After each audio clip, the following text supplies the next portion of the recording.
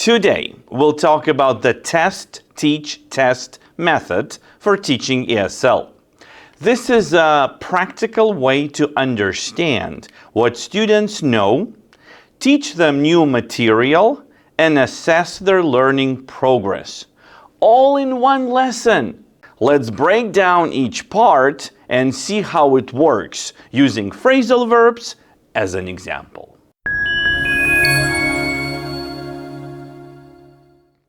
The first phase is test.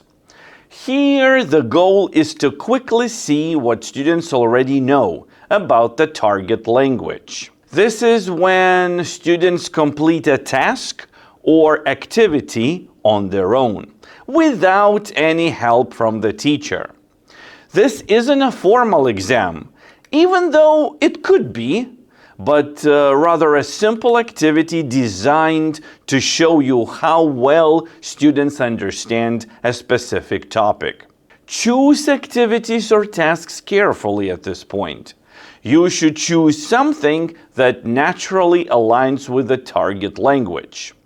I'd recommend using fill in the gaps, picture word matching, or a guessing game. For example, if we are focusing on phrasal verbs like pick up, line up, turn off, and turn into, you can start with an activity like this. Hello, children. Let's see what you already know. I need one student from each team to run to the board and write the missing phrasal verbs. Please remember that you must write 2 words. Do you understand? Excellent. Who's ready? Are you ready? Are you ready? Team 1, Team 2, ready, go.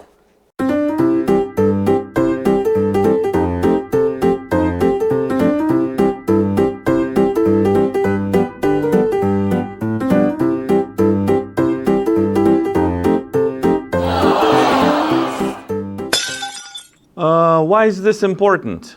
The main goal of this phase is for the teacher to observe errors that students make when using the target language. You are not just testing their knowledge, you are identifying which phrasal verbs they already know, which ones they're struggling with, and where there are gaps in understanding. This helps you adjust your teaching focus for the next step. Once you've identified the problem areas from the first test, it's time to move on to teach. Now you will address the specific phrasal verbs or language structures that students struggled with in the test phase. This is where you do what you normally would do during the teaching phase. Provide examples, conduct choral and individual drills, and guide students through 1 or 2 exercises. Let's say the class had trouble with line up and turn into. In this phase, you would explain what line up means. Line up means stand in a row, one behind the other. For example, the students lined up outside the classroom. We need to line up to buy tickets. The cars lined up at the traffic light. Next, you could explain turn into. Turn in means to change into something else. For example, our conversation turned into a big argument. The rain turned into snow by evening. Then you could do a matching exercise where students need to match phrasal verbs to their meanings and end with a simple scan and find exercise where students need to find as many phrasal verbs as possible in a simple text. Why is this important? This phase gives students the necessary instruction they need to improve their understanding. You provide explanations, examples, and opportunities for practice. This personalized teaching ensures the lesson focuses on what students need most. Are you struggling to find the right activity for teaching phrasal verbs? Look no further. I highly recommend Twinkl. Twinkl is an educational resource website offering a wide range of materials for ESL teachers. Whether you are teaching kids, teens, adults, business English, or preparing for exams, Twinkl has you covered. They even offer a ready-to-teach ESL curriculum, perfect for online teachers, with 9 levels from A1 to B1. The curriculum includes audio and is available in both Google Slides and Microsoft PowerPoint.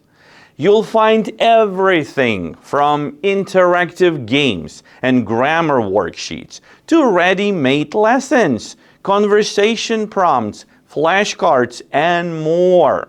All their ESL resources are CEFR aligned and clearly labeled, so finding the right resource for your students is a breeze. You can sign up on a monthly or annual basis, and premium members can even request custom resources. Click the link in the description below to learn more and start teaching stress-free with Twinkl. The final phase is to test again. Now it's time to check if students have understood the lesson and can use the target language correctly. This step reveals whether your teaching has been effective. You can give them new activities where they can use the target language more freely. Here is an example. Please write as many sentences as you can using turn off. You have 1 minute. Go!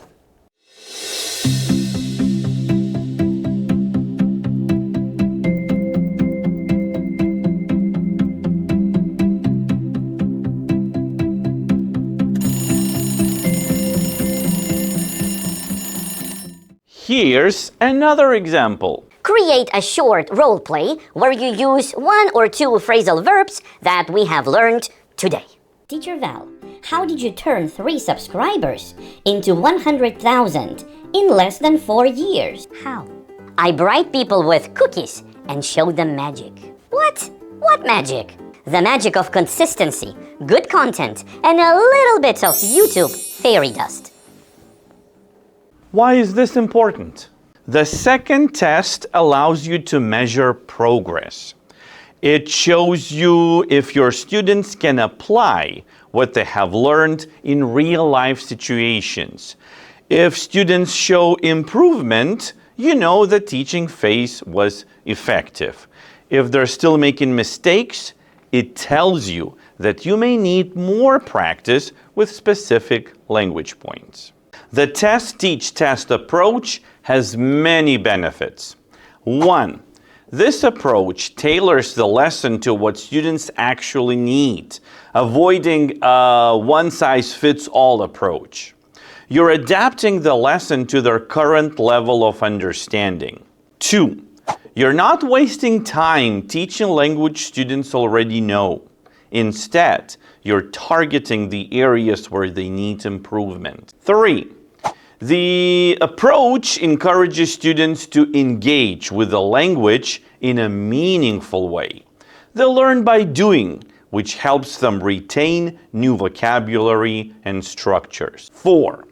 Students receive feedback on their errors right away, allowing them to correct mistakes and improve quickly.